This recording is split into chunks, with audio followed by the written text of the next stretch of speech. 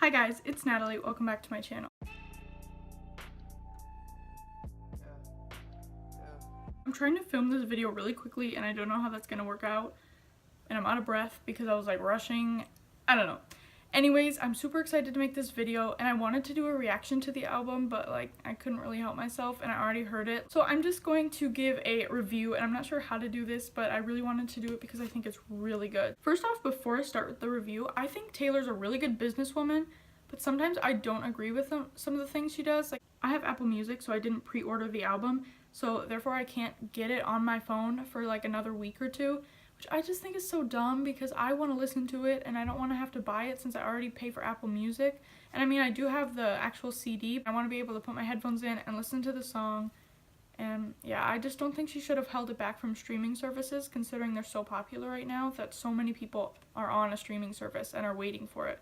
So I have to wait extra long, and so do a lot of other people. Anyways, let's review Taylor's album. Before I listened to the album, I was kind of expecting no breakup type song because of the name. One, reputation, and she has a big reputation for making those kinds of songs.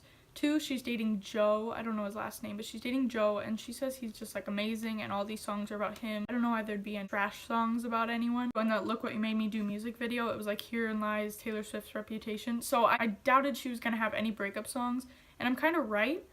There's some fighting back, like diss type track songs, but I think those are more Kim and Kanye and people she's talked to that aren't like relationship kind of. But I don't know if I'm gonna go song by song because I don't have the music playing right now, so it's kind of hard to like hear all of them in my head.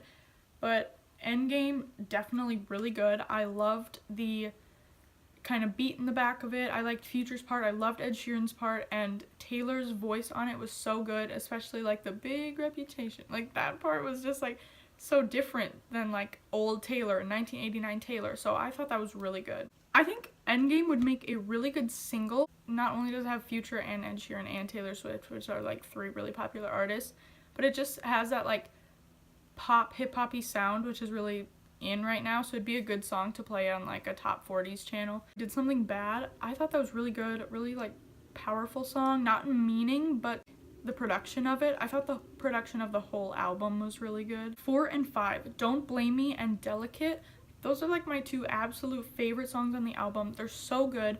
Don't Blame Me is super, I don't want to say it has a church sound, but I love the sound of choirs singing, and it's like kind of R&B. She throws some like choir sounds into it.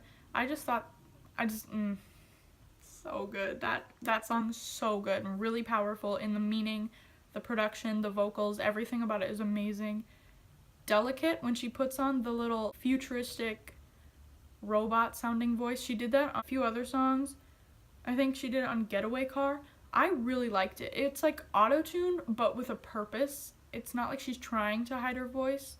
It was more of a certain sound she was going for, if you guys know what I mean. The beat of Delicate is very much a song you'd be like driving in the car at night with your friends or by yourself and just like listening to it driving on the road. That's so cliche of me to say, but I hear it so much in that song and I really like it. And So It Goes, I think that was one of my favorite songs too. Not one of my top favorites, but definitely one of my favorites. I thought it was really good. 9, Getaway Car. My friend loves Getaway Car, and I like it, and I think a lot of people liked it, but it's not my favorite. I think it reminds me a lot of the 1989 album. Old Taylor Swift, not old as in like country Taylor Swift and crossover Taylor Swift, but like her pure pop. That reminds me a ton of it. I think I like the verses more than I like the chorus, and I don't know why that is, I just do. 10, King of My Heart. This one, for some reason, didn't stand out to me very much. I liked it, but I can't, like, I know it doesn't stand out to me when I can't, like, replay it in my head, even though I've heard it so many times. It just more, I don't know, it just doesn't stand out to me. I don't know how much to say on it because I don't think it's bad. Dress was so unexpected. I'd heard that Dress was going to be different because at her secret sessions that she holds, her parents, like, their face got red and they walked out of the room and they plugged their ears. So I knew it was going to be kind of like that because even though she's like a 27-year-old woman, you don't expect that from someone who makes very like bubblegum pop in the past. Definitely one of my top favorites. 13, This Is Why We Can't Have Nice Things. I've heard that this is about the Kim and Kanye thing, And the end when she says like something about forgiving them and then she laughs and then says I can't even say that with a straight face, like it's definitely about drama that she's had with them, because I don't know what else it would be. Call It What You Want, definitely one of my favorite songs. I think it came out a while ago, not a while ago, but like a week ago, and the minute I heard it I thought it was really good. I like the background vocals that it has, and I also like the lyrics, like the rhymes that she does in each verse is so good.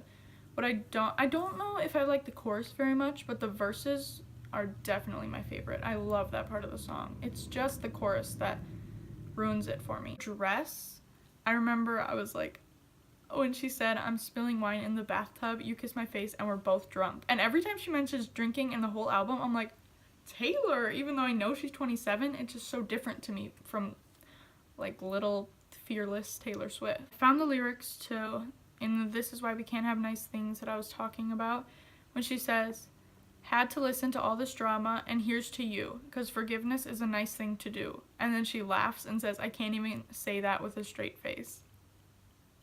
Okay. Overall, I think my favorite songs are Endgame, Don't Blame Me, Delicate, and Call It What You Want. Those are probably my top 4. My least favorite on the album are probably Gorgeous, Getaway Car. I'm scared to say that because I know my friend watches this. Honestly, Look What You Made Me Do, I don't know why she released that as a top single. It was a smart move because it got people talking and it got people not wanting more, but being like, what direction is she taking this in? Like, this song's not very, some people were like, this song sucks, some people were like, this song's amazing.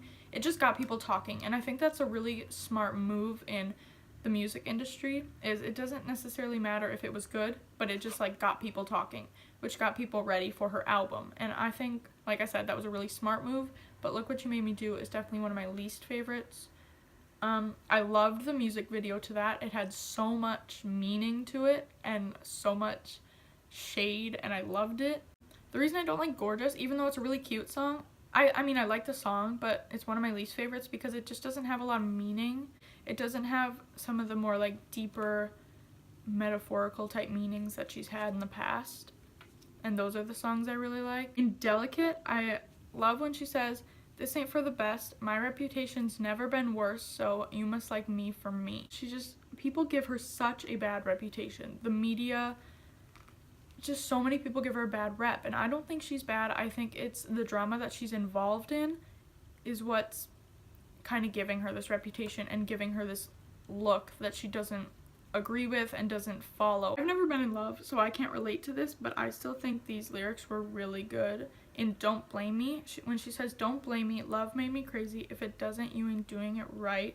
Lord save me, my drug is my baby, I'll be using for the rest of my life.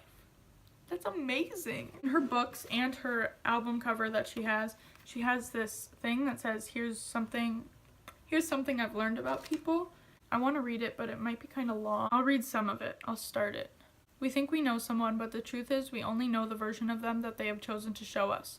We know our friend in a certain light, but we don't know them in the way their lover does. Just the way their lover will never know them the same way that you do as their friend. Their mother knows them differently than their roommate, who knows them differently than their colleague. Their secret admirer looks at them and sees an elaborate sunset of brilliant color and dimension and spirit and pricelessness. And yet a stranger will pass the same person and see a faceless member of the crowd, nothing more. We may hear rumors about a person and believe those things to be true. We may one day meet the person and feel foolish for believing baseless gossip. That's just the first paragraph of the Here's Something I've Learned About People. You can already tell that was so good. Whether you like her or not, she's really clever, and I think that she has a lot to offer. Another thing I love about all the songs is that she puts reputation in multiple songs. I forgot which ones she says, but she uses the lyric reputation, and I mean that is the album cover, but it's with the album name, but it's not like she just has a song called Reputation. She just like incorporates the whole idea of reputation in all the songs, and I think that was clever as well. She says, when this album comes out, gossip blogs will scour the lyrics for the men they can attribute to each song, as if the inspiration for music is as simple as basic and paternity test.